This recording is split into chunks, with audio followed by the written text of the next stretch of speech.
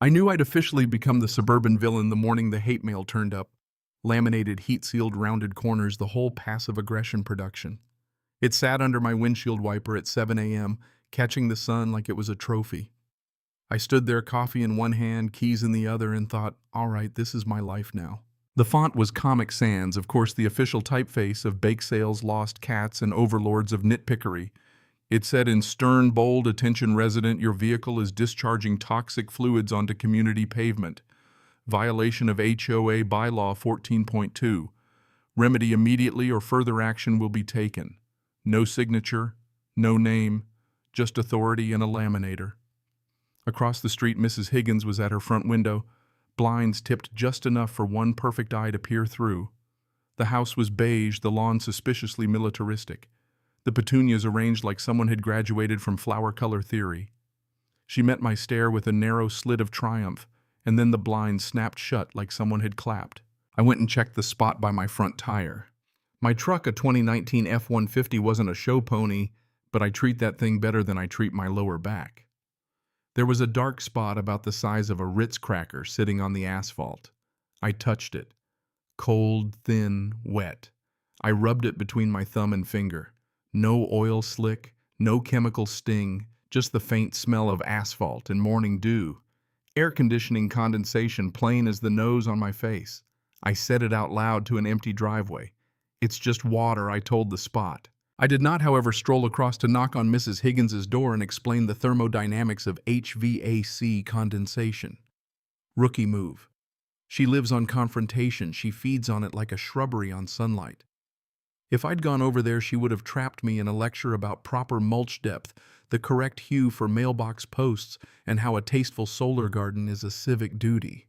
So I crumpled the note, which is an act of war, when the thing is laminated, tossed it in the truck, and drove off to work, moving slowly enough past her house to register a half-hearted wave at her closed blinds. That evening she was out wearing khaki shorts that could have doubled as tents and a visor large enough to land a drone on. She held a garden hose like a baton but wasn't watering anything, just standing waiting. I killed the engine. A single drop fell from the truck's underbelly and hit the concrete. The sound of that drop felt like my doom. She marched up to exactly 1 inch from my property line. She knows those lines better than the county surveyor, and leveled her hose like it was evidence. You didn't remedy the situation, she announced, voice like a cheese grater. The leak, it's still happening. She pointed the nozzle at the tire as if the hose could ordain the facts. I tried my best to channel something like patience. It's condensation, I said. It's water. It's 90 degrees out. She sniffed with theatrical horror. That is exactly what someone hiding catastrophic engine failure would say, she spat. She invoked asphalt chemistry like she'd passed a secret environmental exam. Oil dissolves binding agents, it seeps into groundwater, it lowers property values. She used my real last name as if it were an accusation.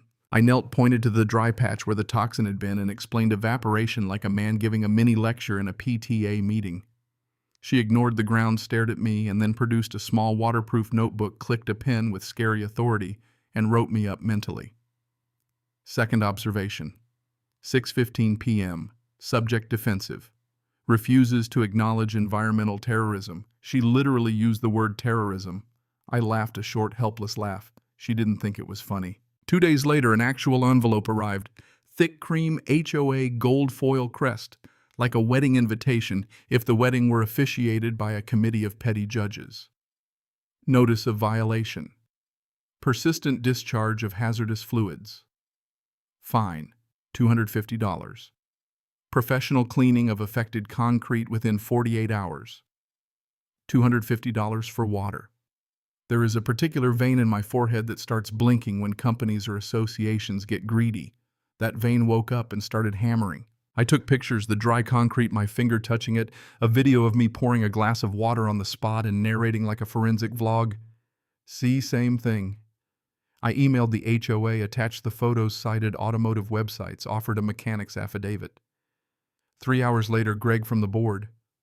Greg, who once critiqued my grass for being just a shade too emerald, replied. Mrs. Higgins provided photographic evidence, sworn statement, and the fluid had a suspicious sheen consistent with synthetic lubricants. The fine stands. At that point, I started reading the bylaws like someone hunting for buried treasure. Section after section. Noise ordinances.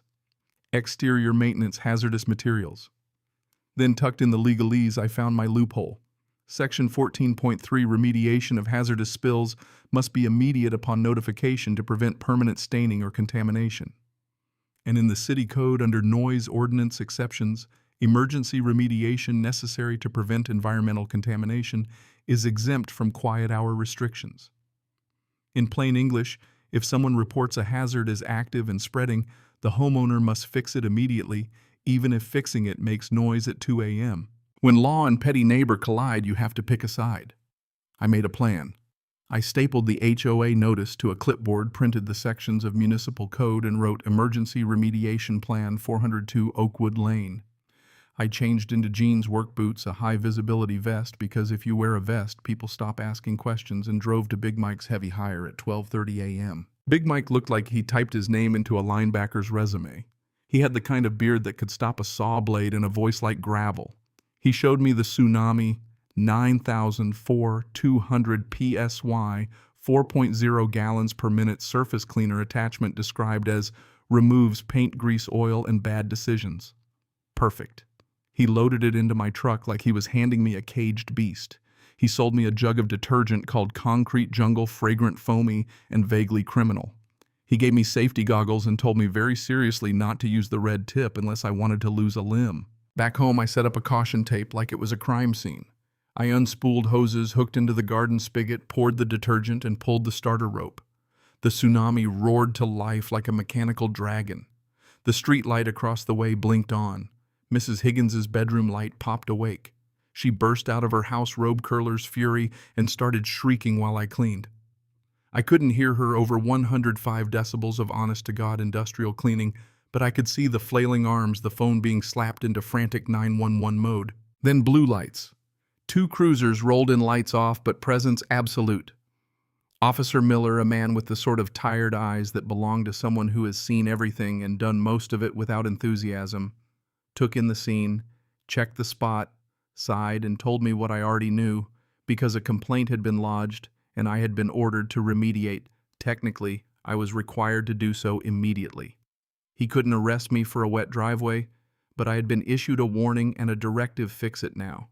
Safety doesn't have a schedule, he said, half to me, half to the universe. I took fix it literally. I set the surface cleaner down and began to carve a perfect blinding stripe of clean concrete through the grime. The foam blossomed like snow. I pushed the disc back and forth and the driveway began to glow. And then, and here is where it gets delicious if you like poetic justice, the soapy runoff followed gravity right down to the curb, and by the cursed slope of my street, straight across and into Mrs. Higgins' own immaculate driveway apron. She was on the phone. She didn't notice as the suds crept up onto her pristine concrete. When she finally did, she shrieked, stomped out in slippers, and accused me of flooding her property with toxins. I shouted back, "This is an environmental emergency. Paragraph 3 says immediate remediation." I did not plan to clean her driveway, but once the foam started devouring filth and revealing bone-white concrete under years of suburban neglect, I saw I had a moral obligation, legally speaking, to finish the job. Officer Miller watched, then handed me the clipboard back. "You've got 10 minutes, he said. "If we get another call, I impound the machine." So I finished. I cleaned her apron, then the whole thing. By the time the cruiser lights reflected off the wet pavement, I had painted 3 pristine stripes across her driveway like some sort of concrete barber. The neighbors came out at sunrise, coffee mugs in hand, blinking in an unaccustomed glare. Mr. Henderson, 2 doors down, waved his cane and declared it a miracle. The young couple with the baby took photos. The delivery driver actually stopped and snapped a pic. It looked like an art installation. And then Mrs. Higgins, who had been ready to have me arrested, who had laminated threats like calling cards, walked across the street, measured the cleaning path with that little laser tape, and in a move I did not anticipate pulled out a folded check. "I do not accept charity," she said, deadpan, and shoved $150 into my palm with a memo, "Drive Maintenance Noise Settlement." She'd called her realtor in the middle of the night, apparently, and learned that curb appeal adds value. She wanted the name of the contractor. She accepted the clean. She wanted uniformity. Her posture softened into something like begrudging respect. Later I returned the Tsunami to Big Mike, who laughed until he dropped his pen when I told him the story. He didn't charge me for the detergent. I didn't cash the check.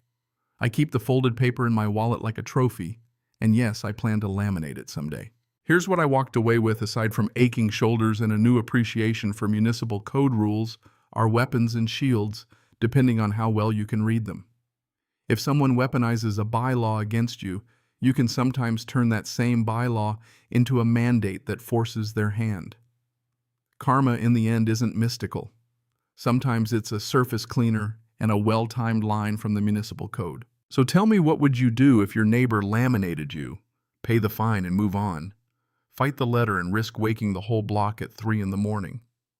Or rent a machine, read the ordinances, and make your enemy's driveway whiten before they ever get a chance to laminate another letter. Share your story and tell me, where do you draw the line between right and petty?